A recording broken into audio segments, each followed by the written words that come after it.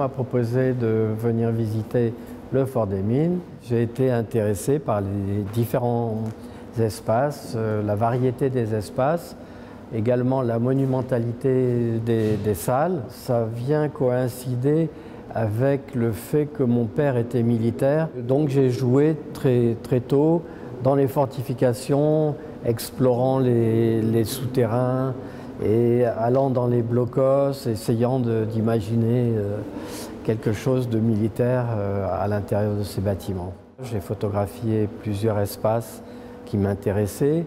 J'ai un lien particulier à la photographie parce que ce sont mes débuts, mais également parce qu'ils permettent de mémoriser un lieu qui va la plupart du temps disparaître ou peut-être être transformé, évolué dans le futur.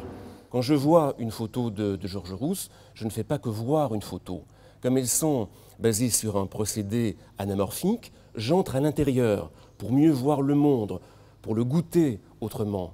Je viens avec mon appareil photo que j'installe et à partir de ce point de vue, là où se trouve l'appareil photo, je transforme l'espace.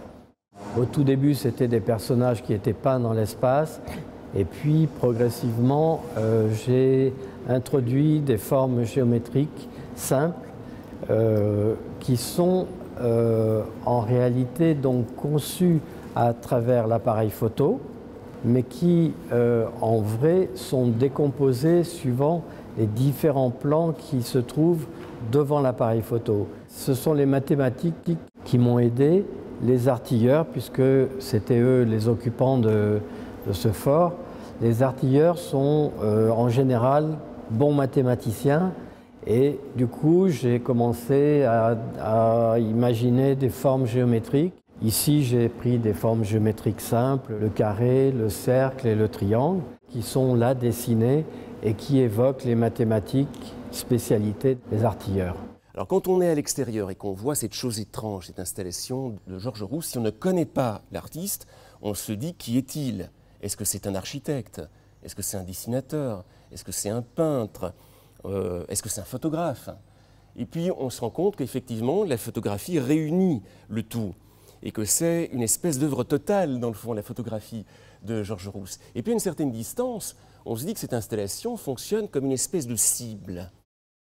J'ai tout de suite été attiré par la forme arrondie de l'entrée du fort et j'ai imaginé comme une sorte de cible qui serait visible à partir d'un point du chemin et cette cible serait vide au centre, elle serait circulaire avec un trou dans le centre de façon à cibler l'entrée du Fort des Mines.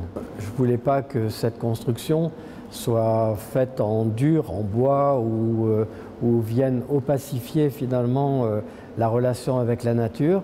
Aussi, j'ai proposé d'utiliser des lattes de bois qui permettent d'introduire une couleur dans le lieu et également de voir à travers la nature et de voir tous les éléments, une sorte de partage entre le plein et le vide, la couleur et la nature qui sera tout autour. Il y a une œuvre qui m'a beaucoup touché de Georges Rousse qui est placée dans un couloir en boyau et qui est une ombre d'un soldat de 14-18 tenant un fusil, ombre allongée parce que tout est basé sur le système anamorphique. Cette ombre, elle est habitée par un texte, vous y verrez des mots. Et ce texte, c'est le carnet d'un soldat qui a... Enfin, c'est basé sur le carnet d'un soldat qui a vécu les bombardements dramatiques de 14, le brigadier Michaud. Donc ce texte habitant cette ombre qui se démultiplie, c'est quelque chose d'extraordinaire. L'idée, ce n'est pas de lire le texte sur les murs, l'idée, c'est de comprendre la relation du mot, de la forme, jusqu'au soldat Michaud.